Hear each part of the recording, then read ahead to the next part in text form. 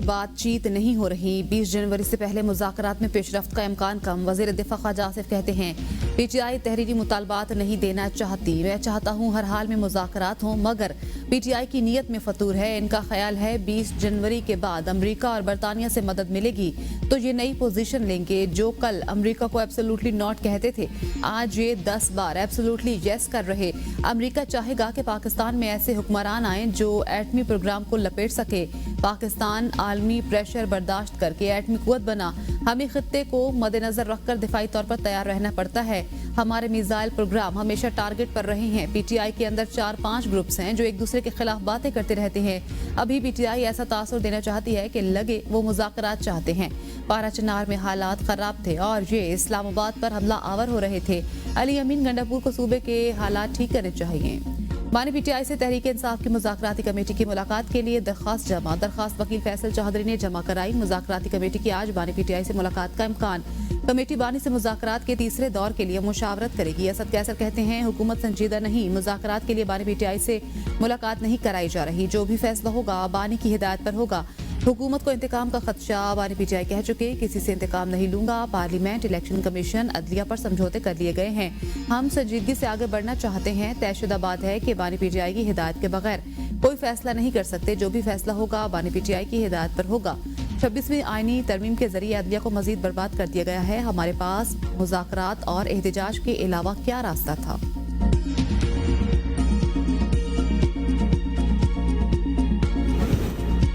Committee की बानी PTI से मुलाकात कल नहीं हुई तो आज हो जाएगी। राना सनाउल्लाह कहते हैं हुकूमत के पास बानी PTI को डील ऑफर करने का कोई जरिया नहीं। PTI कमेटी के मेंबरान ने जेल में मुलाकात के माहौल से मुतल्लिक बताया था। ताखिर की वजह शायद मुलाकात के लिए ऐसे इंतजाम हों कि कमेटी को दोबारा एतराज़ न हो। मुलाकात में रुकावट वही डाल सकता है जिसकी दस्तरस है। मुज़ाकरात की वजह से 190 मिलियन पाउंड का फैसला मुलतवी करने का जवाब नहीं बनता। PTI ने भी कहा था कि इसके फैसले का मुज़ाकरात पर असर नहीं होगा। हमने भी कहा था फैसले को ज़र नहीं बनाना चाहिए। PTI को मालूम है कि ट्रायल कोर्ट से सजा और हाई कोर्ट से रिलीफ मिलेगा। अगर सामने तयशुदा निकात ना हो तो कैसे बात होगी? PTI तहरीरी मुतालबात देगी तो हम भी जवाब लिख कर देंगे। पाकिस्तान में जैसे इलेक्शन होते आ रहे हैं वैसा ही 8 फरवरी का इलेक्शन था। वज़ीर आज़म और हुकूमत का ये तो क्रेडिट है कि मईशत को ICU से निकाल लिया।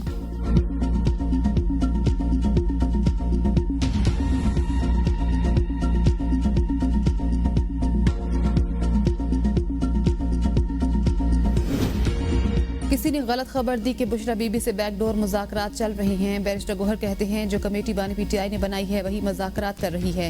हुकूमती मुज़ाकराती कमेटी के साथ 2 इजलास हो चुके हैं। तीसरे राउंड से पहले बानी PTI से मुलाकात करना जरूरी है। हमारे 2 ही मुतालबात हैं, असीरान की रिहाई और जुडिशल कमीशन का क़याम। बानी PTI ने कहा है कि 190 मिलियन पाउंड रेफरेंस का फैसला आना चाहिए। उम्मीद है अलकादर केस में बानी PTI और बुशरा बीबी बरी होंगे। वज़ीर आज़म की इंसानी स्मगलर्स की जायदादें जब्त करने की हिदायत। मुल्क में इंसानी स्मगलिंग के खिलाफ इक़दामात के जायजा इजलास में बैरून मुल्क से इंसानी स्मगलिंग में मुलविस पाकिस्तानियों के हवाले के लिए राब्तों की हिदायत। बैरून मुल्क नौकरियों के लिए सिर्फ कानूनी रास्ते इख्तियार करने के लिए आगाही मुहिम चलाने का भी हुक्म। इंसानी स्मगलिंग में मुलविस सरकारी एहलकारों के खिलाफ इक़दामात पर FIA की कारकर्दगी को सराहा। कहा तादीबी कार्रवाइयों का आगाज खुश आयन। सहूलतकारों के खिलाफ सख्त ताज़ीरी इक़दामात भी लिए जाएं। इंसानी स्मगलिंग में मुलविस गिरोहों को निशान इबरत बनाने के लिए सख्त कानूनी कार्रवाई की जाए। यूनान कश्ती हादसे में इंसानी जानों का ज़िया। एडिशनल जज सखर ने वज़ीर आज़म, वज़ीर दाखिला और खारजा को तलब कर लिया। अदालत ने वज़ीर आज़म शहबाज शरीफ, इसाक डार, मोहसिन नकवी और SSP सखर को 15 जनवरी को तलब किया। दरख्वास्त में मौक़िफ़ अपनाया गया है। हुकूमती लापरवाही के बायस बेरोजगार पाकिस्तानी गैर कानूनी तरीके से मुल्क से बाहर गए। हुकूमती रिट खत्म हो चुकी। 75 पाकिस्तानी जान की बाजी हार गए। लापरवाही बरतने पर हुकूमती जिम्मेदारों के खिलाफ रोहड़ी थाने में मुकदमा दर्ज किया जाए।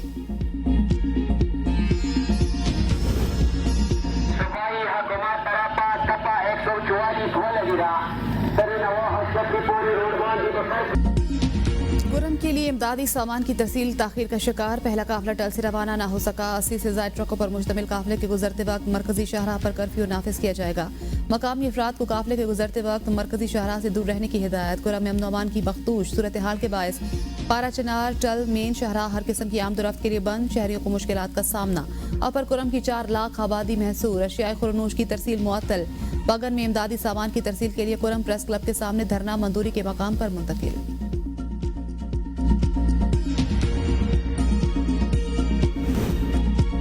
मुआहदे पर दस्तखत न करने पर 3 अमायदीन गिरफ्तार। सैयद रहमान, सैफुल्ला और करीम खान को जिला इंतजामिया ने तहवील में लिया।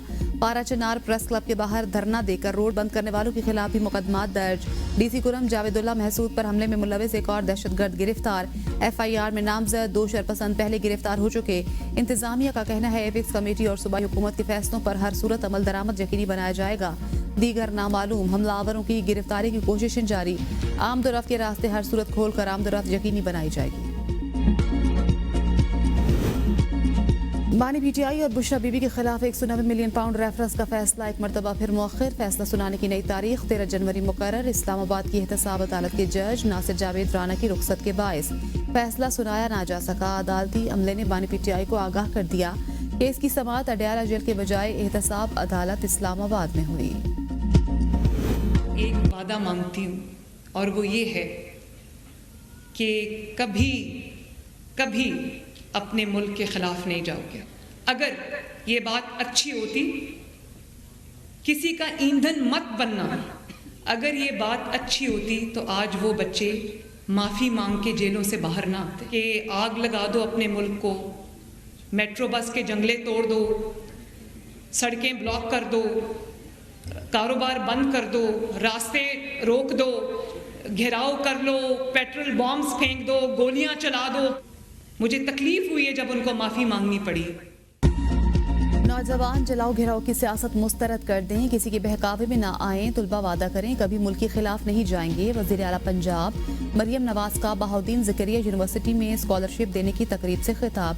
कहा अगर कोई कहे तोड़ फोड़ करो, रास्ते बंद कर दो तो उसकी बातों में ना आए। मैंने 30,000 स्कॉलरशिप 100% मेरिट पर दिए। ये पैसा आपका और पंजाब के आवाम का है। अफसोस कि 75 साल से आपका पैसा आपको क्यों नहीं मिला।